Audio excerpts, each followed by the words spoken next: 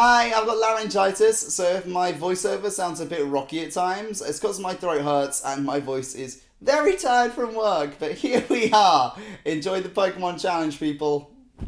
Last night, I asked my friends for two random numbers between 0 and 649, and this would dictate the 10 mons that I can use in my Black 2 Hardcore Nuzlocke. Before we jump into the roster, let's go over the Hardcore Nuzlocke rules. If you're watching Pokemon on YouTube, you probably know them, but just in case. Number 1, I cannot level past the highest level of the next gym leader. Number 2, I cannot heal in battle, but held items are allowed. Number 3, if a mon dies, then I cannot use it again, and I only have 10 Pokemon for the whole game. And because of that, I won't be doing the set battle style rule, as in a normal Nuzlocke, you get a lot more encounters than my self-inflicted, you can have 2 more mons every other gym rule. And that rule is, for Gym 1 and 2, 2 Pokemon, for Gym 3 and 4, 4 Pokemon, for Gym 5 and 6, 6 Pokemon, for Gym 7 and 8, 8 Pokemon, for the Pokemon League, all 10. I'll also be starting with the base form stages of each evolution line, so I don't start with the pseudo legendary straight from the off. And also impossible evos have been changed, so if they can't be evolved by normal means, they will evolve at level 40. I'm writing the script as I go. I trust my friends to pick good mons. This is a £10 microphone from Argos. Let's do a Pokemon challenge. So, I have not looked at these mons. They've just sent me numbers. I've got the Facebook chat up on my monitor. Let's see what they've given me, shall we? Callum has given me Pokemon 76. So, we're going Kanto. Golem from Callum as well. 5, 7, 8. Duosion.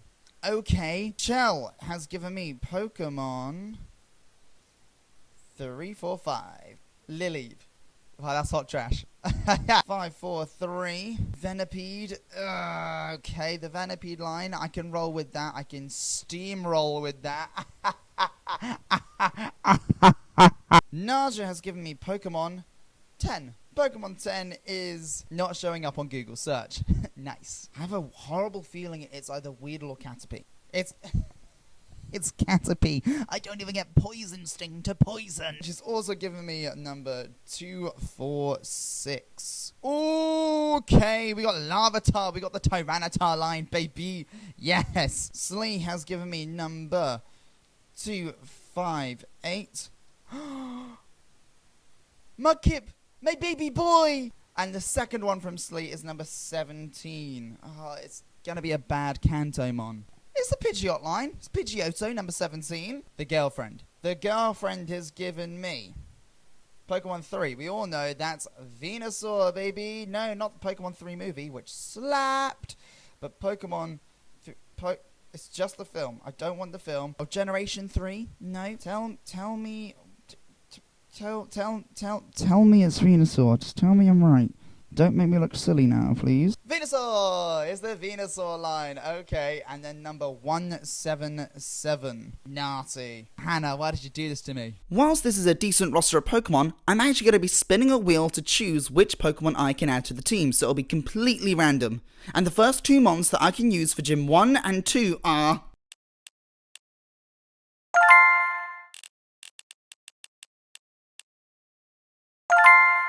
Oh, well, that is not going to be good for the Poison Gym.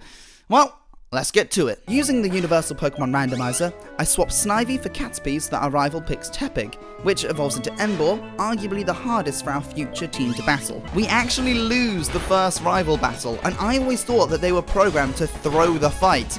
But the Nuzlocke doesn't start till we get Pokeballs, so it doesn't count! We head through to the first route and pick up our next team member, Venipede, in a very legitimate Master Ball. And this will be our team until after the second gym. Looking at the rival battle we have coming up soon, Tepig will have learned Ember, which our team, is weak to. So I actually level them both up to level 10 before battling, meaning Caterpie evolves into Metapod and then into Butterfree. All that was for nothing as Butterfree nails a crit confusion and Tepig only uses Tackle.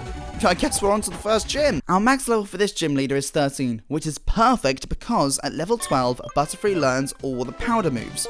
Lovely. Turns out we don't actually need them because one defense curl boosted rollout run absolutely steams through Charon's team. We head through to Burbank City, and after helping inspire the crew in the Burbank complex to actually do their job, Come on, boys, do what I do. Work smarter, not harder. There's actually nothing else to do but go straight to the gym. I sweep through the trainers using confusion and decide not to learn Gust.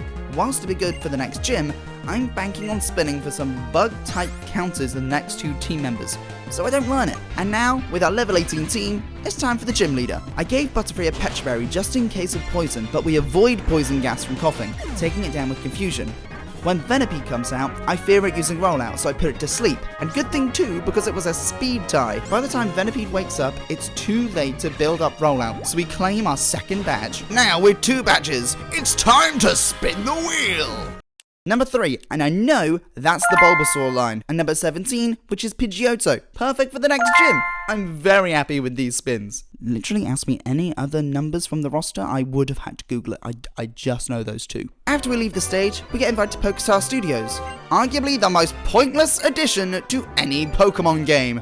But I will stream it if you'd like me to. Before we head there, let's put it off as much as we can. Let's go catch our next 2 team members. We grind them up to level 18 as well, and at level 16, Bulbasaur evolves into Ivysaur, and at level 18, Pidgey evolves into Pidgeotto. I also teach Venoshock to Ivysaur to work in tandem with the newly learnt Poison Powder. Now there's nothing left to do but...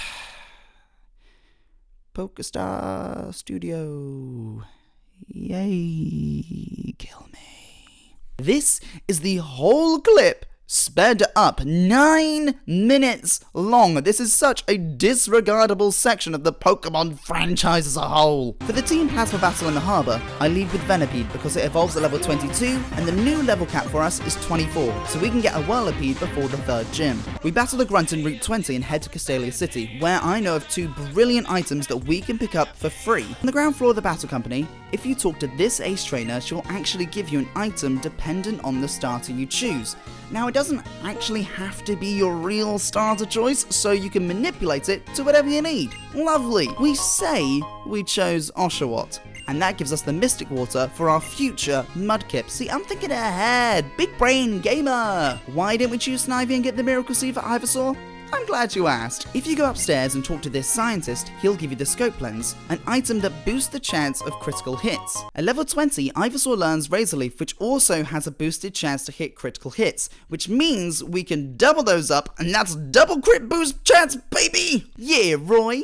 We head through the sewers to confront Team Plasma, and it's at this time when Chorus comes through the cave. I have literally no idea what the story is. I cannot remember what the point of Team Plasma is right now. But for now, we have everything we need from this city, so we can head straight to the gym. I was absolutely smashing through this gym with Pidgeotto and Gust, up until this trainer with Dwebble. Dwebble used Smackdown and left Pidgeotto with 12 HP. As it's a hardcore Nuzlocke, I can't heal, so I swap into Ivysaur, the only thing that Smackdown won't be super effective on. But this battle made me realise that when I face Burr, I'll have to use Ivysaur on his Jubble too for the exact same reasons. I can also set up Leech Seed on it, so it should have good HP for Leavanny. At level 22, Venipede evolves into Whirlipede and wants to learn Iron Defense. After a quick Google, I find that Iron Defense doesn't boost rollout, so we'll stick with Defense Curl for now. At level 24, it's time, indeed, to take on Burr. Sawado manages to survive a Gust from Pidgeotto, prompting Burr to use a potion, meaning the Quick Attack doesn't finish it off. But, seeing as we're still outspeed, the next Gust does. Now with Dwebble coming out, we send in Ivysaur, with a Leech Seed because Dwebble's more defensive, meaning Razor Leaf won't do as much. But, with the Scope Lens attached, we fail to hit a single crit, and it drags out the battle with Burr's second Mon. I think about swapping to Pidgeotto, but hey, what can Leavanny do to me? Leavanny outspeeds with an attack that does decent damage. At this point I clock, if it was Cut, I'm fine. If it was Fury Cut-er, then I am dead next turn. I was watching Ox Venture as I was playing through, so I wasn't really paying attention to this point. I chance it. It was Cut, we take it out with a poison boosted Venoshock, and that is our second gym badge. Now we have a difficult battle with Chorus coming up as he uses Steel type Pokemon. I have nothing for Steel types. They can't be hit with poison moves, which is half our movesets, and literally every other move we have is not very effective against Steel. Okay, so what fire and ground type TMs are available? Nothing. Okay, good, grand, lovely. And then I remember, because I've never used it, who actually uses it. Rock Smash. A 40 power TM, and the only super effective move that I can get prior to this point. so I guess that's what we're going with. Before starting the battle, I find there's actually one more really useful item that can help us at this stage. If you've seen more than 40 Pokemon, this scientist will give you the Eviolite, an item that will boost the defense and special defense of a Pokemon that can still evolve. Even though Chorus's Mon's low level, I set a Bleach Seed because I know he'll open by paralyzing me and I need to be able to get health back in case I'm fully powered. Luckily, that doesn't happen, so I actually just rock smash my way through, and even though it barely does anything to Clink, we do get the defense drop, meaning we take it out in 2 hits. And that wasn't half, a quarter, an eighth of how annoying I thought that battle was going to be. Before heading to Nimbasa City, I pick up TM28 for Dig from the desert, ready for the electric gym coming up. I was sure Ivysaur could learn Dig. This gym is going to be a pain. I teach Venoshock back to Ivysaur and Whirlipede because poison boosted Venoshock could actually just be the best move right now. Okay, I literally wrote that before teaching them the TMs, and then I didn't do it. Nice! We get to level 30 and Whirlipede evolves into Scolipede, so we move the Eviolite to Ivysaur and the Scope Lens to our new Scolipede, as you no longer get the Eviolite boost. I forgot this was in the actual gym, and now my team are level 30, so I have to alternate between Ivysaur and Scolipede in the gym battles so as not to over-level them before the gym leader because then they couldn't battle, they wouldn't be allowed. At one stage, a Blitz will use Flame Charge, and whilst not a stab move, I really feel the Eviolite saved me a lot of HP right there. Hey kids, are you ready for some bullshit? I start with Ivysaur. Despite Emolga being flying type, he has no flying type moves, so it's actually safe to stay in. I go for Poison Powder because even if he Volt Switches out, I can still get the Poison status to boost Venoshock. It gets off 2 attacks, neither of them the trademark move from the gym leader, before going down to 1 Venoshock. I say in against Zeb Striker to carry out the same tactic because, though it has Flame Charge, it's not stab, and I'm holding the Eviolite, so it shouldn't damage me that badly. It survives 1 Venoshock, meaning it eats its Citrus Berry, perfectly out of healing range. Now get ready for the bit that made me angry. Are you ready for 6 minutes of Flaffy? Flaffy comes in and dodges our Poison Powder, then paralyzes me, meaning it now outspeeds us. We miss another Poison Powder, and then we're fully paralyzed on the 3rd attempt. By this time, we're in red health, so I have to swap out. It seems to be using Takedown, so I swap to Scolipede in an attempt to get a poison point off. A Venoshock takes to yellow, which is perfect, because one more should get us the victory. Sense my tone. Flaffy then actually paralyzes us and then swaps to using Volt Switch, meaning it doesn't get the recoil damage. It doesn't matter anyway, we're paralyzed. Another Volt Switch brings us down to red, and a second Venoshock doesn't get the knockout. If Flaffy had continued to use Takedown, the recoil damage would have meant it was in range to get knocked out right here. The pause here is long because I know she's going to heal, so do I go for damage, or do I get a clean switch into another Pokemon? After a hot second, I decide to swap into Butterfree and put it to sleep, and I suppose just Psybeam it. Oh, I woke up on the first turn, and now I'm paralyzed again? Yeah, that's cool, that's fine, that's great. Well, it's gonna outspeed me now, there's no one I can swap in that won't die, so I have to let Butterfree go down. We send in Pidgeotto, and I'm really sorry, I have to play dirty. I throw sand in its fucking eyes. It still hits the Thunder Wave, so I just have to get damage off now. Flaffy would outspeed, so I have to use a Silk Scarf boosted Quick Attack. We're paralyzed for 2 consecutive turns and go down to a Takedown. I now just have 2 paralyzed Pokemon in the red. Very cool. But Ivysaur dodges the Takedown and takes out Flaffy with the Venoshock. We claim our 4th badge. That was ridiculous. Not being able to heal the paralysis because of the hardcore rules really did me over there, but Pidgeotto saved us by getting that sand attack off. I genuinely sat up in my chair when Flaffy missed his final move. Well, at least we're going to replace those team members with 2 more team members right now. Okay, so that one's Lillipup, please, yes, that is Mudkip. That is perfect for the next gym. The only thing is, the level cap is 33. We only get 3 levels more than this gym, so we can't get Swampert or Cradily. Before we leave Nimbasa, we face off against Team Plasma again, and at the end, Ivysaur evolves into Venusaur. On the next route, we had to face off against Heartbreaker Charles in a rotation battle, which I've always disliked in Nuzlockes. My tactic is purely to poison and Venoshock. But that doesn't go to plan, so I swap to Marshtomp, who's holding the Eviolite, and Water Gun. The only thing I could really do is my ground-type moves don't affect 2/3 of Charles' team. With a bit of toing and froing between our team members, we win the battle, but everyone finishes below half health. I hate this battle. When we get to Driftvale City, we have to pick up 2 items. The Shell Bell. Okay, we need to have 70 Pokemon in our Pokedex, and we have 45. Okay, so the only item we can get now is the air balloon, which negates ground moves, so it'll be huge for the next gym. We go and pick up the HM for Surf at the weather station, and Sharon's not here. After looking up how to get it, turns out I actually need to beat the gym first. There is only one water TM, Scald, and that's not until the last badge. So we only have water gun for this gym. I genuinely googled how to get through Clay's gym so I can avoid as many trainers as possible so I don't get overleveled. I guess it's time for the 5th gym badge? I open with Marshtomp for the battle, as Krokorok will have Intimidate, which will nerf Venusaur's Razor Leaf. I take it down with just under half health. I swap into Venusaur for Sand Slash. Sand Slash uses Bulldoze and it hits me? I thought I put the air balloon on I put the air balloon on Scolipede, didn't I? But that's okay, because I can still get crits with the boosted chance Razor Leaf. Not one crit. I don't think I hit a single crit Razor Leaf in this run so far.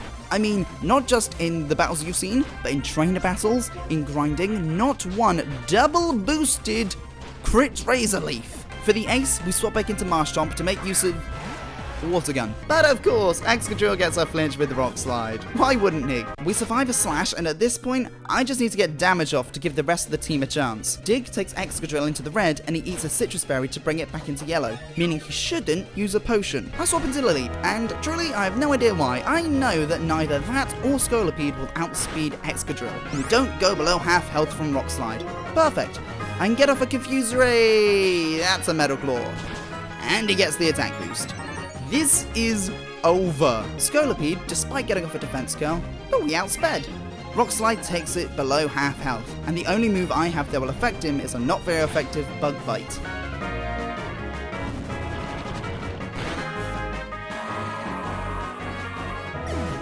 A Metal Claw and a Rock Slide finish off Venusaur and Marshtomp, and the run is over. And thus ends our friend lock. I can honestly say we had some good mons, but it was actually the 4th gym that did us in. If we had 6 mons in our team, we could have nabbed that, but Alessa and her Parahax denied us this badge. Maybe if I had laid down Leech Seed immediately when Excadrill came out then swapped into Scolipede, it would have had more health to survive. Or I even could have used Bug Bite earlier to eat the Citrus Berry that Excadrill was holding. Truly, I don't think there was any way we were winning that. Thank you very much for watching. Let me know if this is a style of video that you want to see again. But for now, look after yourself and don't do anything I wouldn't do. See you again. I don't need friends. They disappoint me.